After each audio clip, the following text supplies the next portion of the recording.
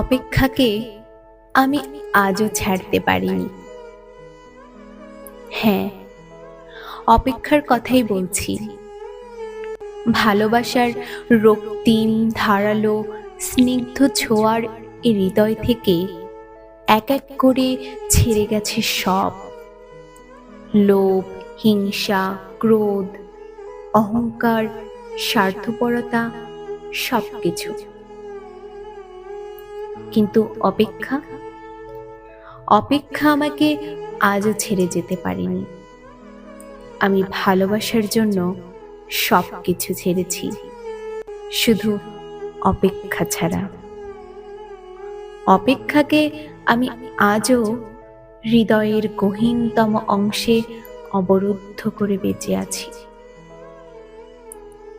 অনেকেই বলে অপেক্ষা হচ্ছে শুদ্ধতম ভালোবাসার প্রকাশ। ভালোবাসতে সবাই পারে, কিন্তু সবাই প্রিয়তমার জন্য অপেক্ষা করতে পারে না। আসলেই কি তাই?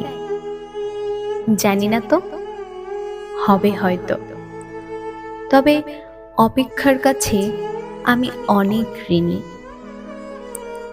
প্রিয়তমার জন্য অপেক্ষা আমাকে পাখির মতো সহজ হতে শিখিয়েছে, শিশুর মতো অনাবিল হতে শিখিয়েছে, আকাশের মতো বিশাল হতে শিখিয়েছে, ফুলের মতো স্নিগ্ধ সুন্দর হতে শিখিয়েছে।